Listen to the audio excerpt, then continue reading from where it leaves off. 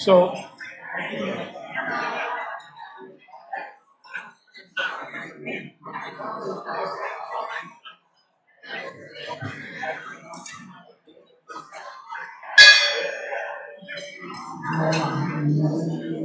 Rotarians and guests, please rise as you are able for the Pledge of Allegiance. I pledge allegiance to the flag of the United States of America and to the republic for which it stands, one nation, under God, indivisible, with liberty and justice for all. As our program today focuses on the future of MPS, it is appropriate that we take a moment to recognize the recent passing of Jeanette Mitchell, a past member of the Amigos Rotary Club. Jeanette founded the African American Leadership Alliance of Milwaukee in 2017 and served for 3 years as the Milwaukee School Board president. Mitchell's 8-year stretch on the school board in the 1980s and 90s spanned 3 superintendents. She was known for her passion for education in the city. She cared more about the kids than the institution that serves the kids, said Howard Fuller, professor emeritus of education at Marquette University, who was the superintendent of MPS when Mitchell was on the school board. Let's please take a moment of silence in her honor.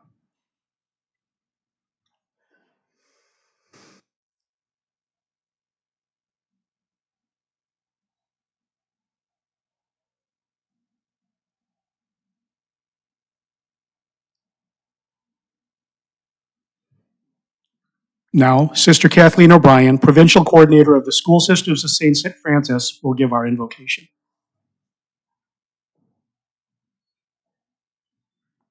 Thanks, President Saj. Well, today, please bless everyone who will start classes this week and next. Bless the students, teachers, administrators, staff, cafeteria workers, bus drivers, parents, and caregivers, and especially first graders who are taking their first big step into formal education. May they grow in mind and soul, may they stay safe in all ways, and may they find joy in learning. And one last thought for taxpayers from Benjamin Franklin: investment in knowledge pays the best interest. Amen.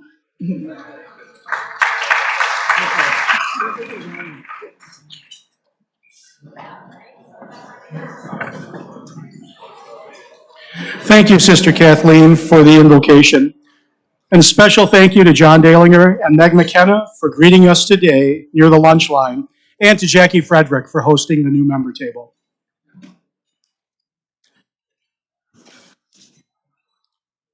I'd like to welcome our virtual audience. We are happy you're able to join us today via the live stream. We'd also like to thank our longtime partner, Wisconsin Eye, who is sharing our program today on their website. We'd also like to welcome our guests who are here in Memorial Hall with us today. We have put your names on the screen, but given the number of guests, I will not call out each name. But if you're a guest today, please stand so that we can give you a warm Rotary welcome.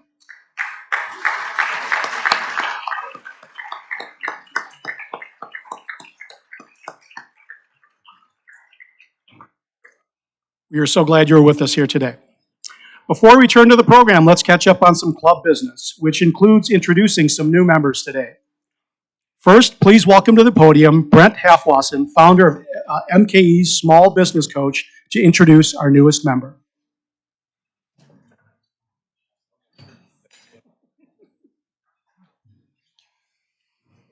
All right, well, I'm glad it's hot today because we got 2 awesome hot members we're going to bring in here. So, Art Sterna Jr. began his career as a youth program coordinator and development professional.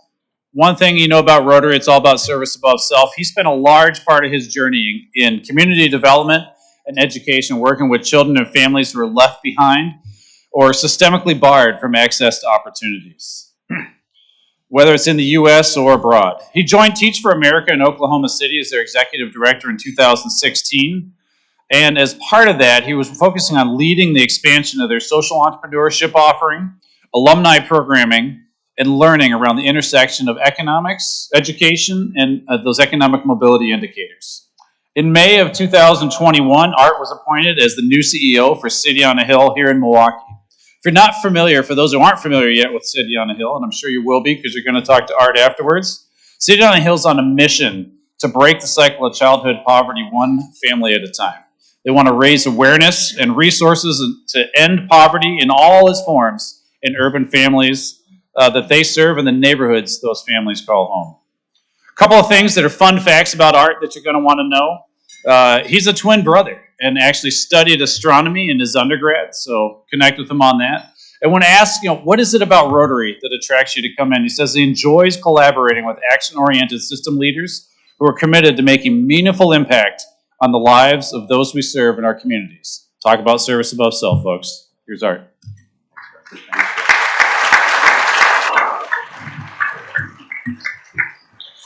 Thank you, Brent. And I want to be like Brent when I grow up, being bold in my attire.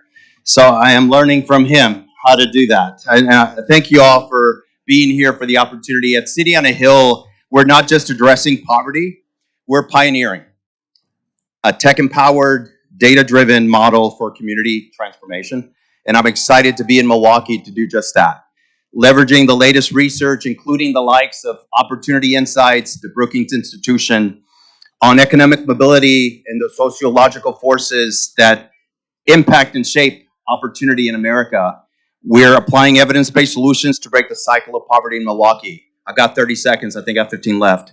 Our holistic approach seeks to empower neighborhoods to ensure their full potential, ensuring that every child, regardless of race or class, has a fair shot at success. So with that, I'm so thrilled to be part of this community of achievers and to achieve impact with you for the future of Milwaukee. Thank you, Saj. Thank you to your team. And thank you all for welcoming me and Luis to this room today. Thank you.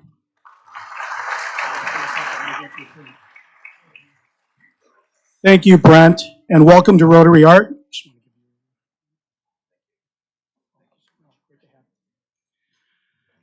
Next, let's please welcome to the podium Dan Nelson Jr., President and CEO of Nelson Schmidt Incorporated, to introduce our next member. I'll try not to fall off the back of the podium here. It's my true pleasure to introduce Luis Ayala as our newest member. He is President and CEO of La Causa, a leading nonprofit organization dedicated to advancing education and social services in the Milwaukee area for the last 25 years. Luis earned a bachelor's degree in accounting from the University of Wisconsin-Milwaukee and an MBA from the University of Miami in Coral Gables, Florida. Prior to his leadership role at La Causa, he worked for S.C. Johnson, the Walt Disney Company, Johnson & Johnson, Harley-Davidson, and Visit Milwaukee. With Meg here, greetings, perfect timing. With a deep-rooted passion for creating meaningful change, he now dedicates his time to ensuring La Causa achieves its vision of strengthening children and families in underserved communities. Luis has a 19-year-old daughter who is a sophomore at the UW-Madison studying microbiology, and he's married to Marie. They got married last year. That's the official stuff he gave me. I'll go off script here for a second. I know him as Wishy, and many of you might recognize Wishy as he was a member of Nabori, arguably our most popular band at Live in Lakefront for many years. They were an all-original salsa band founded here in Milwaukee with some Chicago musicians. Had a great run from 2006 to 2019. He, in fact, and his band members played my wedding party at Live in Lakefront. So for that, I'll be forever indebted.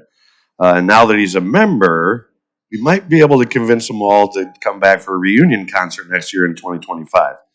Please welcome Luis Wishy Ayala to Rotary.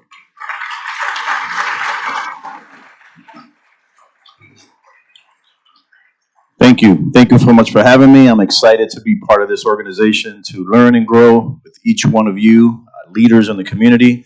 This is a great opportunity for me. And if the La Causa thing doesn't work out, I guess I have musician stuff to fall back on. Dan has just promised me a few gigs, so there we are. I'm excited to be here today in part because as a product of MPS myself, I'm very excited to hear about the future of MPS and very in tune with what's going on with that organization. So again, thank you. Thank you to the organization, and thanks for everyone for having me.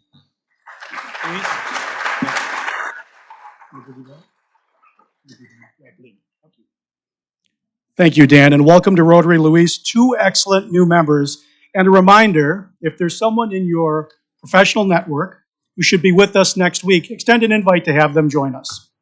Always exciting to welcome new members. If you can believe it, tomorrow is the last night of Live at the Lakefront this summer. but summer went fast, even though it still feels like a lot of summer. We enjoyed yet again a fabulous concert from salsa expert Septeto Chirambo last week, and we are looking forward to this summer's finale with the Chicago blues group Reverend Raven and the Chain-Smoking Altar Boys. Always a crowd pleaser and an all-time live at the lakefront favorite. And I want to recognize two folks, Tom Gale and Dan Nelson. You know, there's things like Live at the Lakefront do not happen with without a lot of effort and advocacy, and they've been great champions for that event and given us a great platform to talk to Rotary, to all of the attendees at Live at the Lakefront. So thank you both.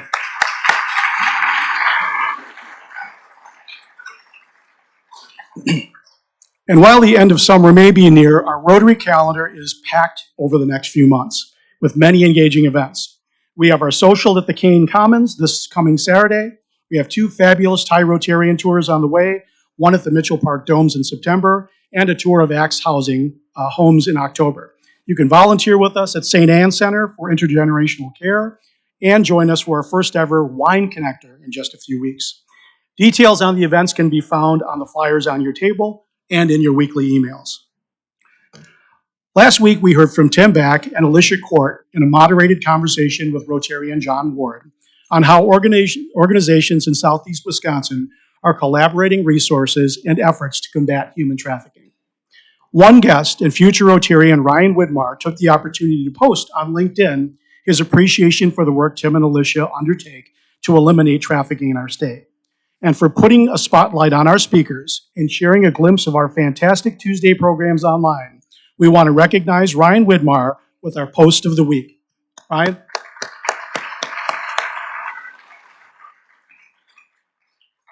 Ryan, don't forget to secure your limited edition social media mug at the registration table. As I turn to the program, I would like to give a special thanks to Kimberly Kane, President and CEO of Kane Communications, and the team at Kane Communications for their leadership in putting together today's special program. Not only is it timely, but the future of MPS is tied to the future of Milwaukee. I have the honor of introducing our moderator for today's discussion, Jason Stein. Jason has worked with Wisconsin Policy Forum since 2018, serving as president since 2024, and prior to that as vice president and research director.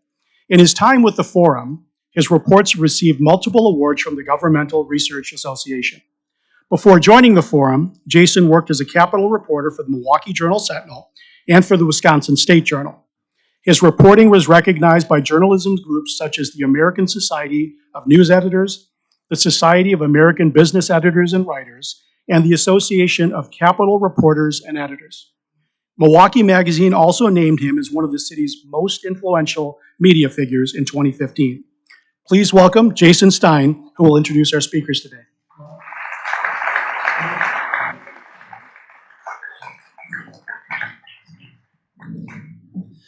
All right. Welcome, everybody. And thank you for having the three of us here. I am Jason Stein, president of the Wisconsin Policy Forum, which, as I think all of the downtown Rotarians know, is a nonpartisan organization that does work on many issues in the city, including the education and finances of the Milwaukee Public Schools. And I have here to my left the Interim Superintendent, Eduardo Galvan of MPS, who has served in the district for more than 3 decades, and most recently, prior to this current job, as Regional Superintendent of the Southwest Region from 2018 to June 2024, when he assumed his current role. My understanding is in your long career, you've done everything from teaching kindergarten up to serving as a principal. Okay, very good. And then to his left, we have Jilly Gokalgandhi, the Vice President of the MPS Board, which is a position to which she was elected in April 2021. Previously, she has served as Community Schools Coordinator through the United Way for Bradley Tech and Trade High School, and now works at the American Family Dreams Foundation, where she funds a national portfolio of social impact initiatives. So without further ado, our two guests are going to talk for 15 or 20 minutes here about the issues facing the Milwaukee Public Schools and the path forward as they see it.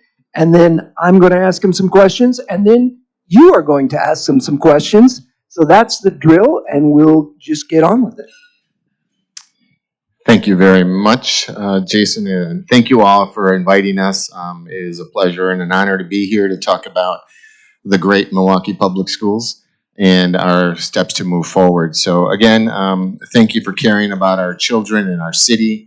I've often said this, so I'll repeat it here. The work of Milwaukee Public Schools is our work. Anybody who lives or works in the city of Milwaukee has a vested interest in its success. And so it is our work. And so I hope that we can count on all of you here to be with us in that work.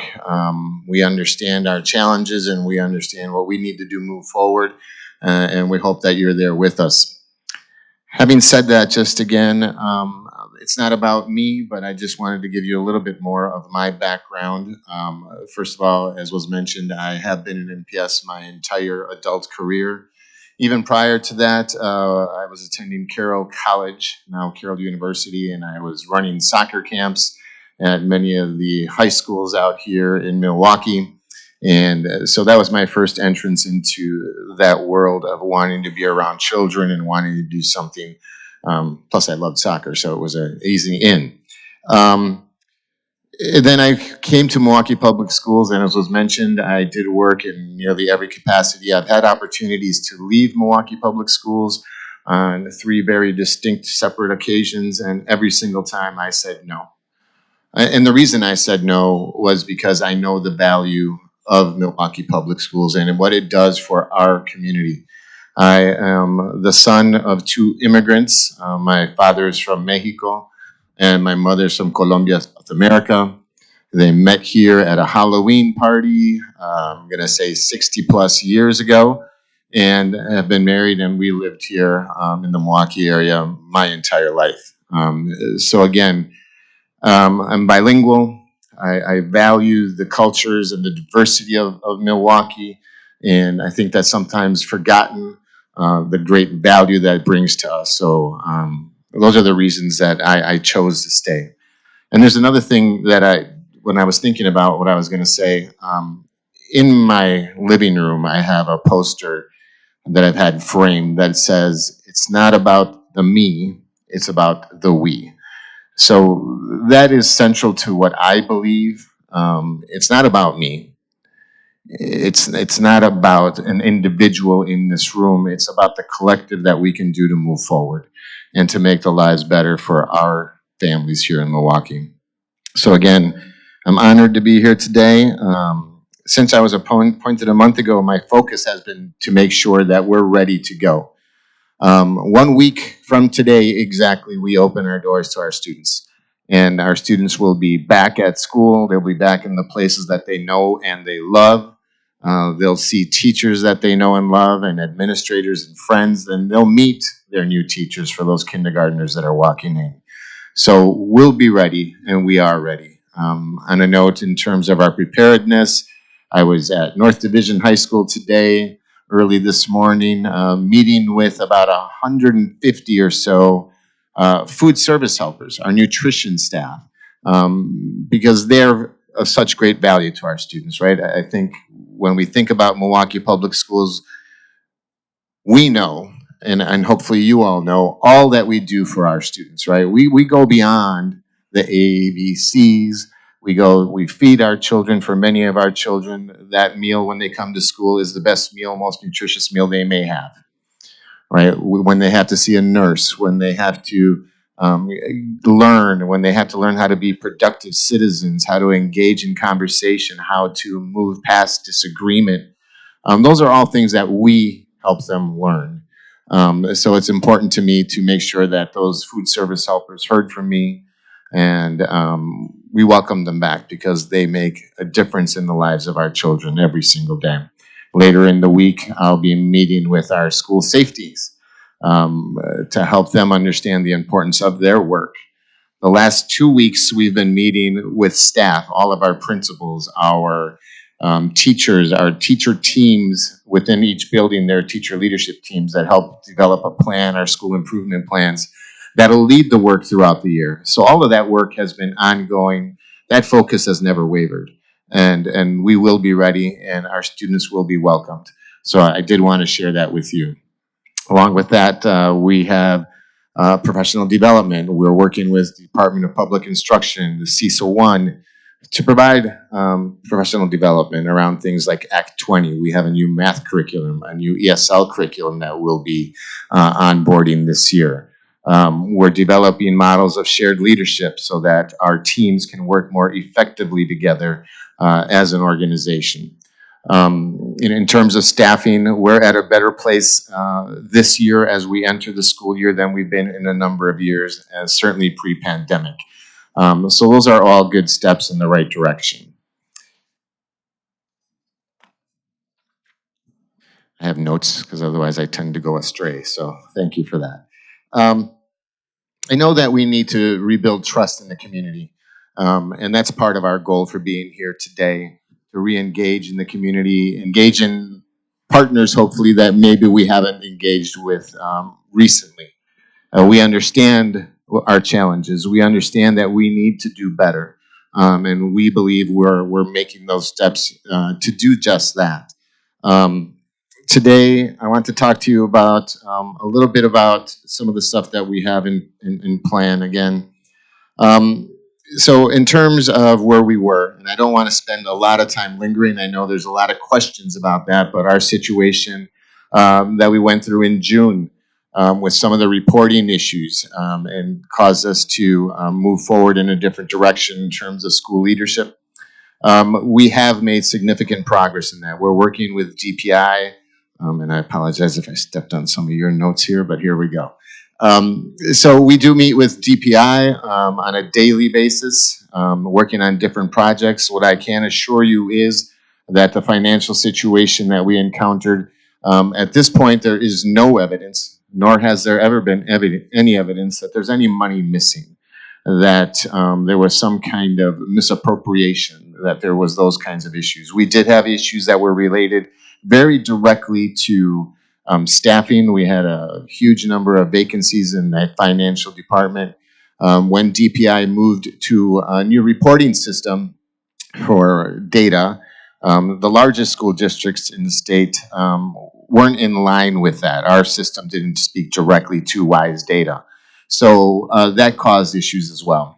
So obviously we had errors of reporting in terms of delays in that reporting, and we are well on our way to correcting those. So we've been working with, like I said before, DPI. We have our external auditor, Baker Tilly, who's meeting with us and working with us regularly. We've contracted with Kristen Larson Allen, CLA, to provide some technical support, as we bring on new people to our financial office. We understand that we also need to build capacity. We need to build those opportunities for those individuals from within to then be trained so that when we report data to the Department of Public Instruction or any federal entity, that we're doing that correctly. And those things I'm happy and proud to say that we're well on our way to correcting. And we'll continue to provide those updates as we get farther along down that road. I should probably have moved this.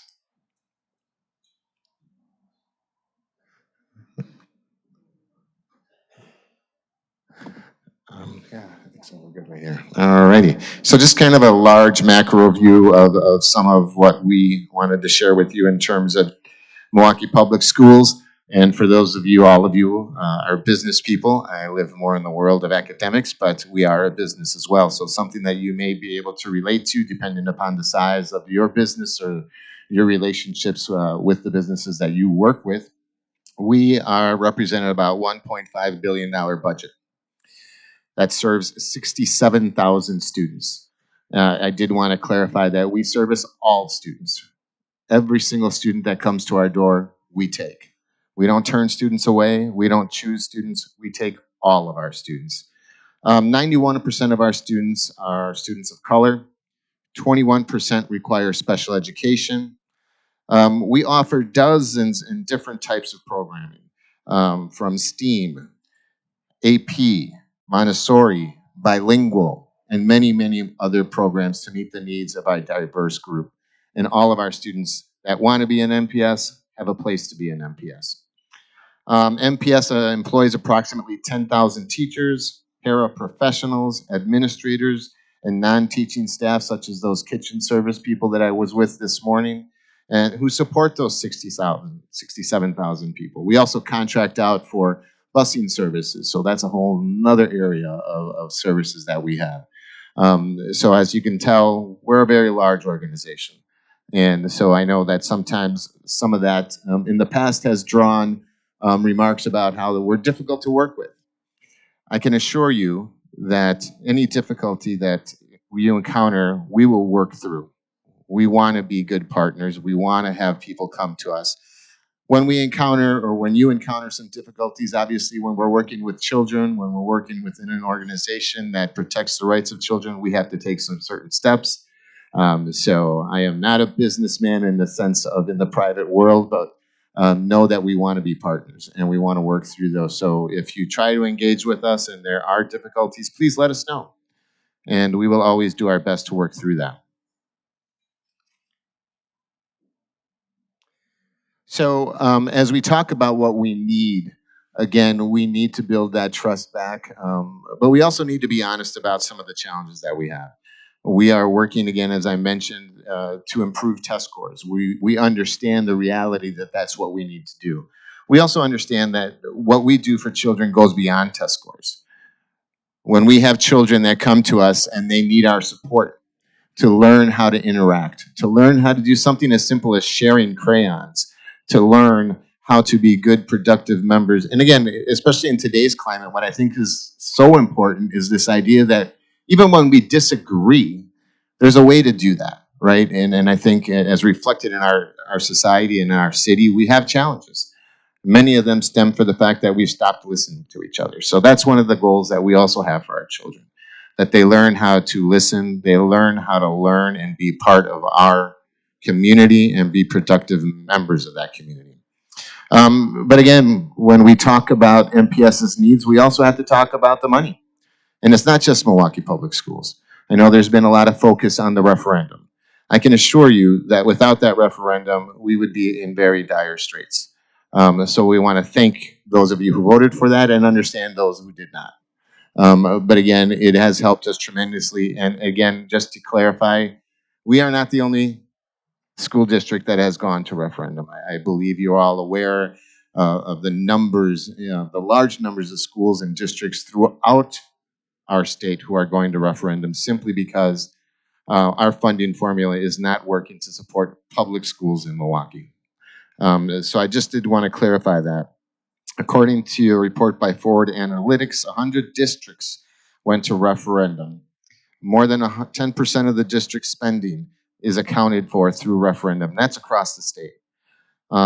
So that's important to know. Since 1992, 85% of Wisconsin school districts have put more than 1,500 operating referendum questions on the ballot. Last year in the state, referendum approved spending totaled $650 million. That's up from $180 million in 2010. Again, I just share that as a reference when we think about the business side of operating a district, especially a district our size, with the needs of our district in terms of our special education population, in terms of our English language learner population, in terms of the poverty.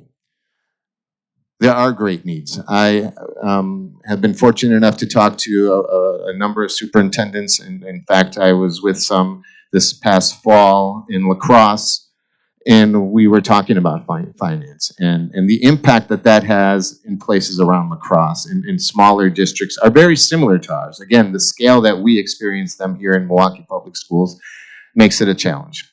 But again, we just wanted to make you aware, if you hadn't known that those are things that we deal with every day.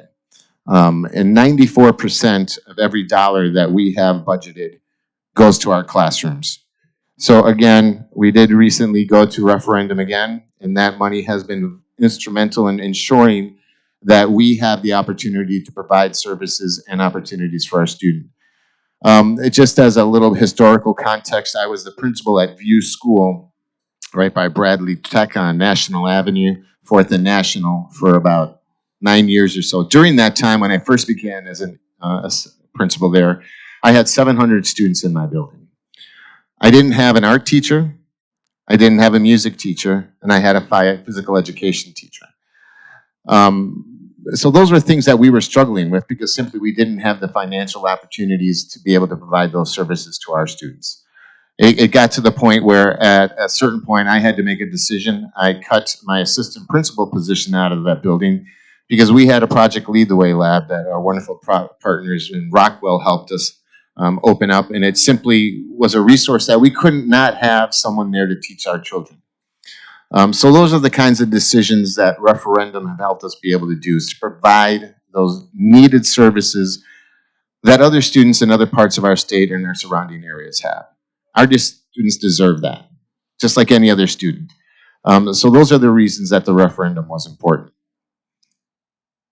Again, just some stark realities. Wisconsin is last in the nation in special education funding, last in funding for English language learners, and we still need to make sure that we have a clear policy on how we're going to support these students moving forward. And again, that's not just Milwaukee Public Schools, that is the state of Wisconsin. So those are real things.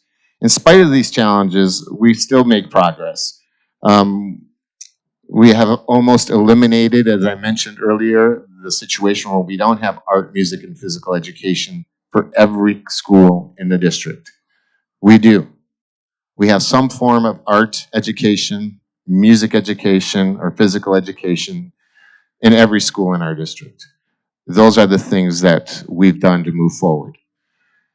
Our students, we have refreshed our college and career spaces and have new guidance counselors.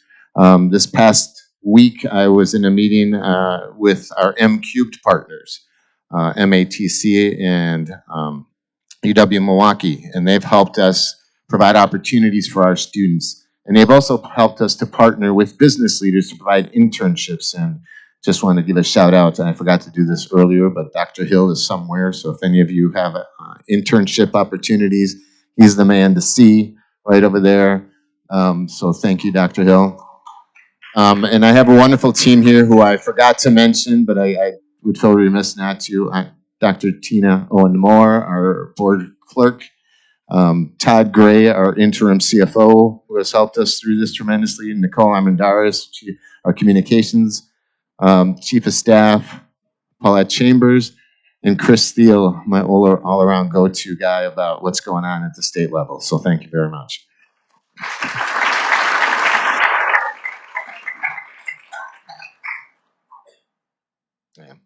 I've been told I'm running short on time, so I did steal some of your talking points, though. So, again, we're moving in the right direction. We hope to make a major announcement very soon regarding our CFO. Out of respect for the process, I won't name a name, but when it does come out, it's going to be a very recognizable and competent person who has ties to Milwaukee and will be able to help us take that next step forward. We'll keep Mr. Gray on board to help that transition as we bring the new CFO on by the start of the first day of school.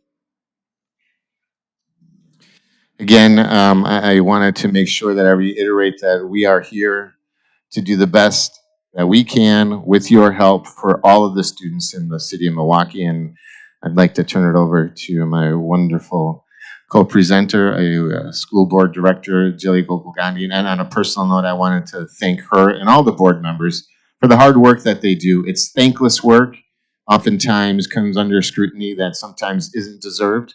But I thank you for your service to our students. Hello, everybody.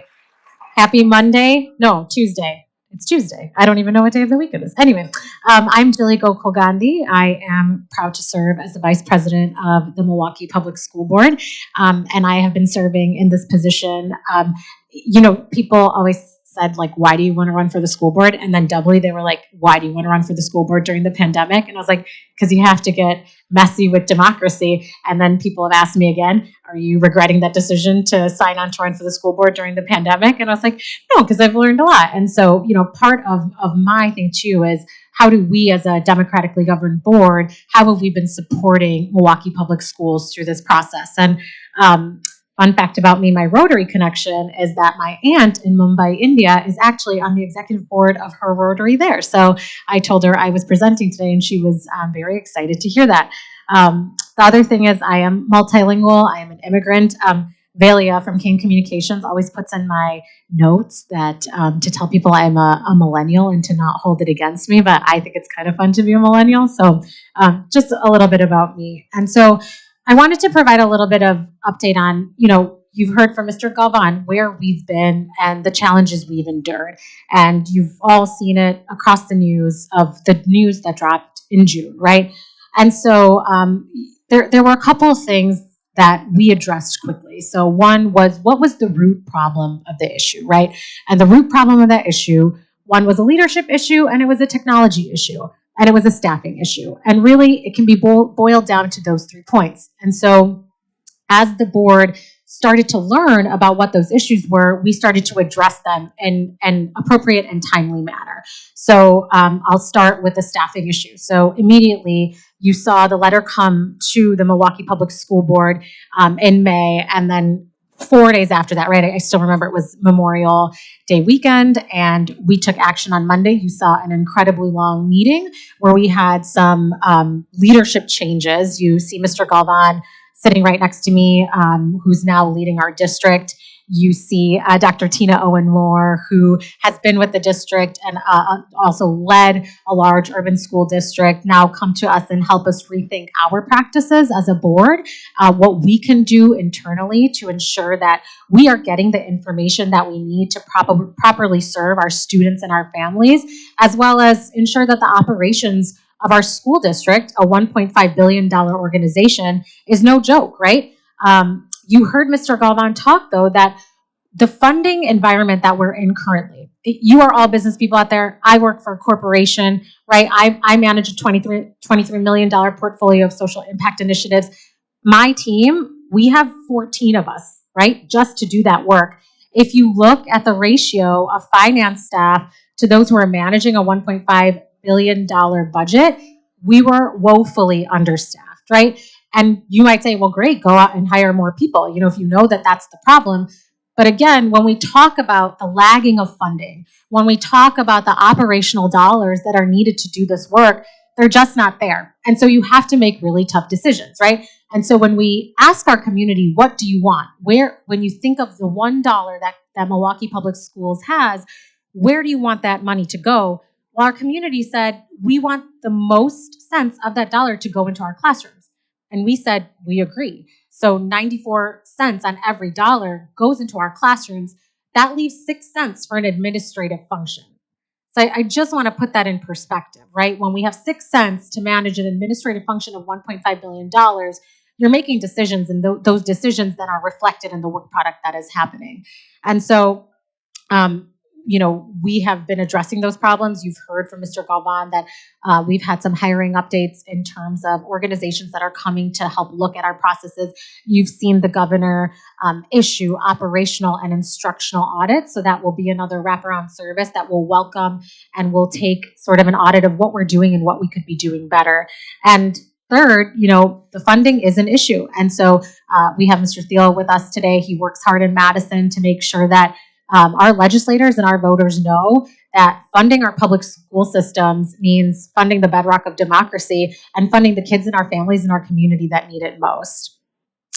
You also heard from Mr. Galvan that we're working with DPI on a daily basis to ensure that our corrective action plan is something that we're paying attention to and that we're having daily communication with them to ensure that the steps are being taken so that we are not in this position and that we're rectifying the errors that were previously made. And the PowerPoint is, I guess, moot point now. So you could just listen to me talk about fun things. We're focused on the future, right? And we have to be, because at the end of the day, Milwaukee Public Schools is, however you feel about it, it still serves 67,000 students in this city. It is still the largest serving public education entity that we have. And so none of us can really afford for it to fail, because we know that strong schools equate to strong communities, right? I had the great fortune a couple of years ago to buy a home in the River West neighborhood. So I am an invested taxpayer. And when I look around my neighborhood, I live right by Gemslin School, and the amount of community members that I see using those facilities for weaving in the basement, to bring their kids to summer recreation programs, to bring their kids to swimming. And it's one of the only public pools in our community that is accessible to all differing abilities, right? I live right next to the pumping station, which is a Milwaukee recreation park.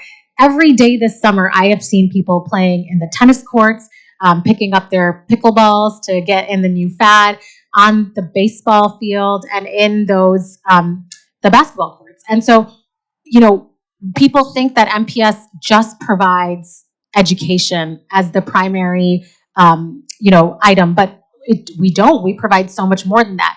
And so if you want to see a strong, thriving community, we have to continue to invest. And I would be remiss if I didn't thank all of you Rotarians. You all innately understand this, right? Because you fund scholarships for Milwaukee Public School students. And we are so thankful to that. You have helped bring in hundreds of dollars in financial awards and mentorship. And most of the students who have benefited have graduated from an MPS high school. So it's not something I have to explain to you, because you understand that, and you understand how important it is to participate in that democratic process. And I'll leave you with this. I have learned a lot in my last 3 years being on this public school board. And democracy is messy, and it's hard, and it's often heartbreaking because progress is incremental. And it is something that we all have to show up for, because if we don't show up for it, if we don't care about our kids and our public schools, then we're destined to fail. I think, Sister talked about, investing in education, right? And investing in the kids. And that's what we're here to do. And so I want to thank you all for your time. I want you to know that we are moving forward, and we're really to be here and answer your questions.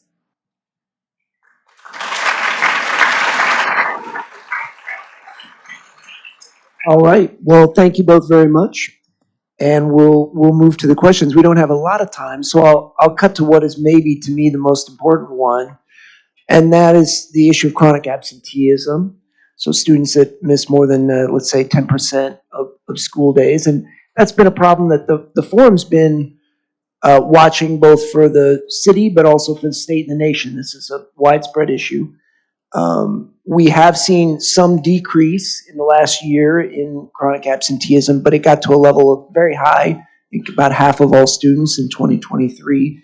And so my question would be, what is MPS doing to address this issue, and what could the community do to support the district and get more students in the game? Okay. Well, thank you. And yes, that is an issue that in my 30 years in MPS and from colleagues and friends around any urban setting, it is an issue. So what we have done is attendance is always in the forefront for us, because we understand that a student that isn't in the building can't learn. And in addition, if they're out there doing something that is counter to what we want them to be doing, it impacts our society and our city. So we have taken a proactive approach in terms of, we have curriculum designed to address that. We work with our school counselors, our school social workers. We work with the city. Again, this is part of when I said we can't always measure success by a test score. A student that we can reach that has been maybe missing 30, 40 days of school, if we can get them to miss 20 days the next year, 10 days the next year, that's a win. So we look at it that way. We're restructuring some of our services within our buildings, within our district. As Director Gokalgandhi said, we have to make tough choices about staffing and positions. So we have a lot of separate groups that do wonderful work, but we're trying to bring them all together to make a more focused approach to attack that issue, whether that's attendance, whether that's emotional need, whether that's behavioral need, so that our resources go farther together as opposed to these little groups. We do need the support of the community in terms of, I think part of the reason people want to go to school, or that I wanted to go to school, was that community, and we still have that, but also that thought that school has meaning, right? So that when you leave school, you have opportunities. I know, again, I mentioned it earlier, but when we were at M Cube, those students are our students, and they have those opportunities. So when people feel hopelessness, when people feel that they don't have that opportunity, when you don't have that background that maybe your mom or your father or your brother or your sister has gone on to higher education, or that they have learned what it means to work hard. And not because they can't, it's because they haven't been given that opportunity. So when you have an opportunity to mentor, when you have an opportunity to provide internship, or even to come and volunteer someday to read, those are things that we can do. And then obviously we need to address the issues of mental illness in our society. We need to address, and again, to be clear, Milwaukee Public Schools will do all that it can, but we cannot do this alone. We need the community, we need the city to help us with that. And I just want to add, we think about our kids in bunches of statistics often, and that doesn't necessarily humanize the story, right? So when we think about the city and the county and the state, like this, let's contextualize this problem, right? Often the social contract that we expect for all of us in this room to have falls short, right? So when we think about housing, when we think about access to the medical system, when we think about those social safety nets, you've seen our statistics, right? We serve kids who are maybe have more barriers to entry. And so we also have to think about what are the public policy issues in our city and our state that aren't necessarily being addressed for our families. Like that factors into when our kids do and don't show up. So I just also wanted to provide, from the electoral side, there are things that we can do and work together to make sure that kids in our families have a more secure social safety net. Great. Quick question. The district has not yet posted the audited 2023 financial statements to its website, though that fiscal year closed on June 30th of 2023. Do you have a timeline for when those will be posted? Again, as I mentioned earlier, we work directly with DPI and Baker Tilly. We are very, very close. I'm not going to give a date that I can't be sure of, but we will have that information in.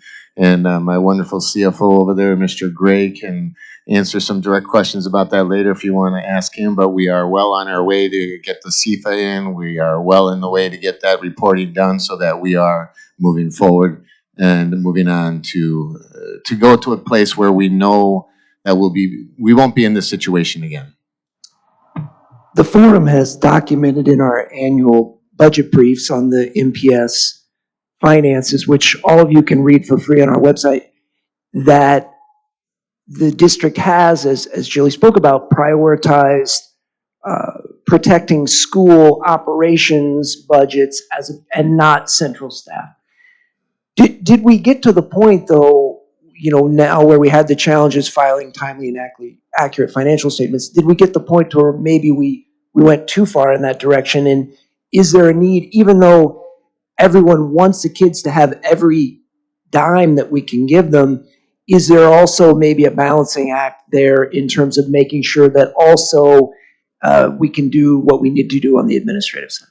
It's really unfortunate that we found ourselves in a situation where we have to do either or, in a state where we have the money to do both and.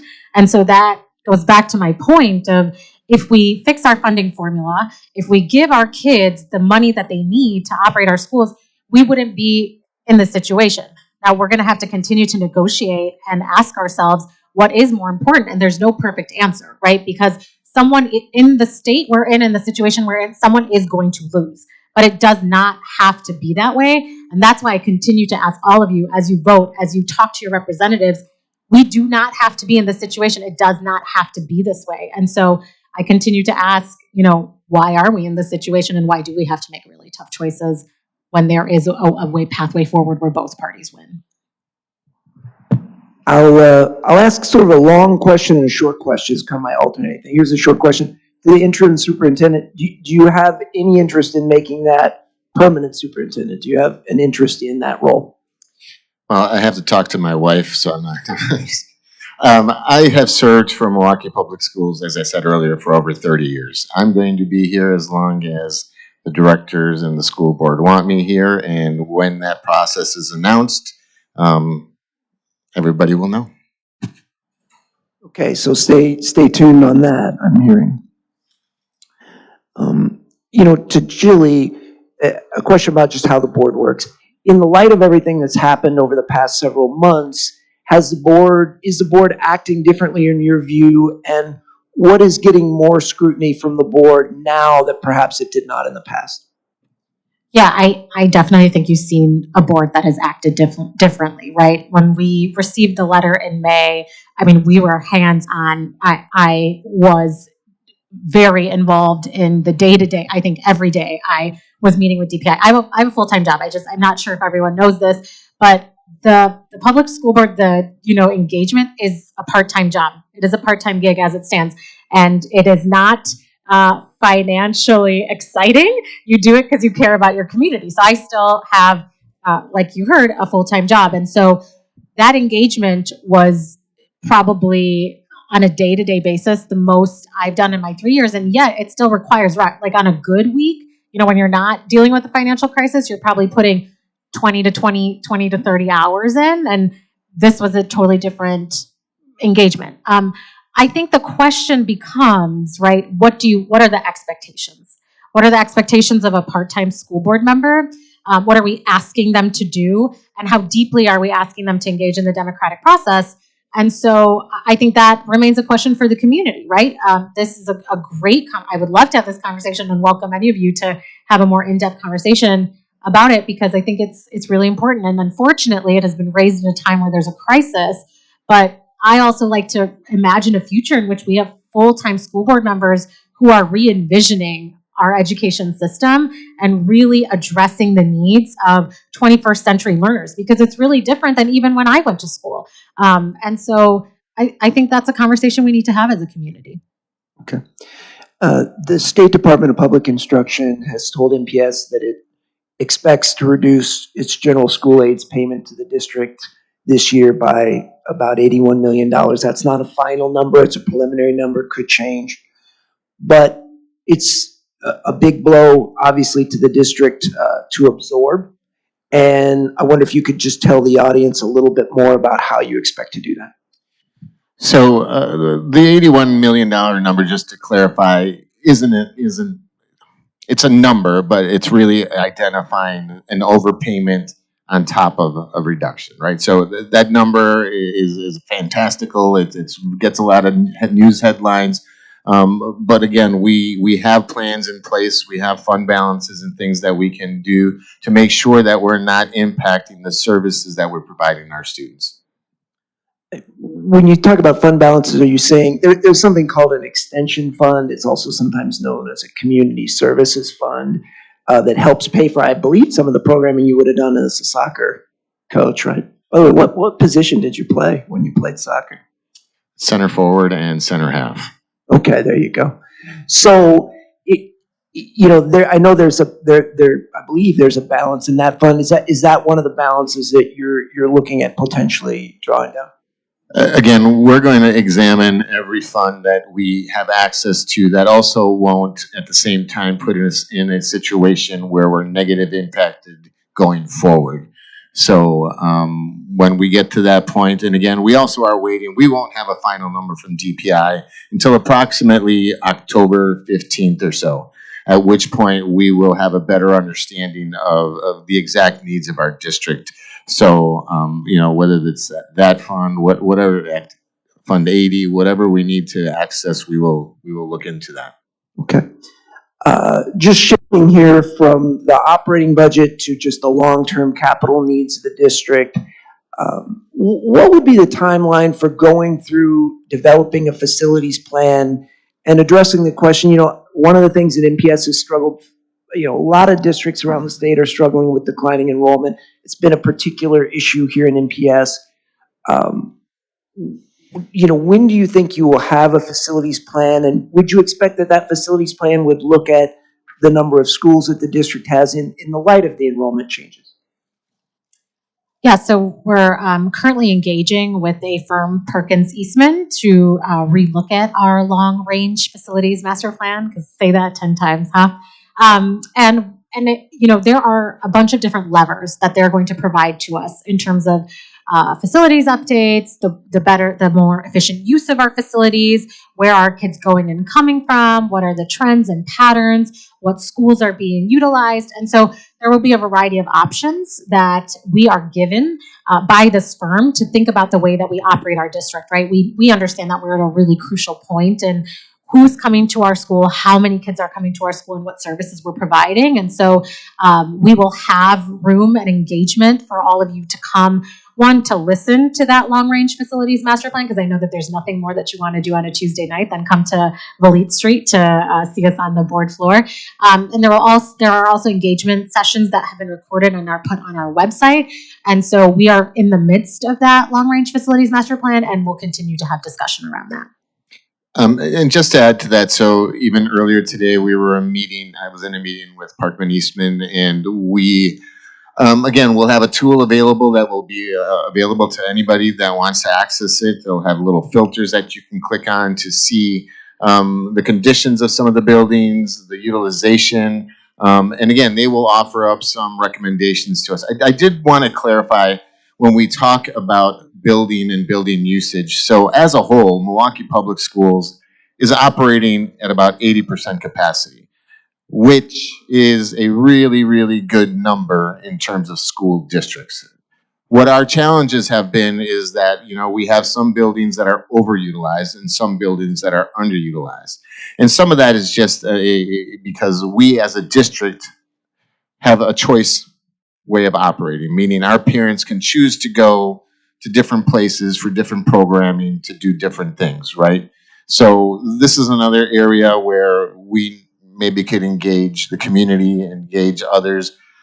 We all know the history of the city of Milwaukee. We all know the issues of segregation. We all know the issues of safety. So sometimes perception becomes reality. So we have people going to different parts of the city because they feel it is safe. So we need to do a better job, and we can encourage you as Milwaukeeans to, hopefully Milwaukeeans, or if not, you spend a lot of time here, to help us change that narrative. Milwaukee is a great place. Milwaukee, again, we need to become safer. We need to become more accepting. We need to become more, did I say, loving of each other, and embrace that diversity and embrace those challenges that we have and work together to fix them. And that would go a long way. So, I just wanted to clarify that when people say, space utilization and underutilized buildings, as a district, we have about 80%. We could fill our schools to 80% capacity. Our challenge is to make sure that where we're over enrolled, we get some of our families to stay maybe in their neighborhood, and that will solve some of that as well. Okay, and this will have to be quick because we need to wrap up, but I did have one question. There was a news report this week that the Wauwatosa School Board had asked for a memo about a potential partial merger with MPS, unclear what that term means, and that the memo, as it turns out, said that there was not a legal path to this, is what the news report said. But I was curious if you just speak to, did anyone from the district or the board approach MPS to your knowledge to ask about this? I mean, I think we have enough on our plates. So I'm going to focus on what's happening now and welcoming our kids back to school in a couple weeks. Yeah, and to be clear, I can't speak to Wauwatosa. I don't work for them, but they certainly haven't reached out to us. Okay, so as far as you know, news to you. Okay, great. Well, I want to wrap up here, and I think Saj will come back and read us out. But thank you all for being here. Thank you to our guests, and look forward to seeing you guys soon.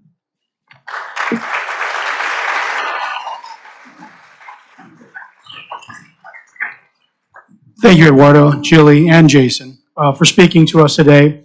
And consistent with our current effort to raise funds for polio eradication, we will make a donation in your names to the Rotary Foundation to purchase 50 doses of the vaccine, bringing us closer to our goal of a polio-free world. So thank you.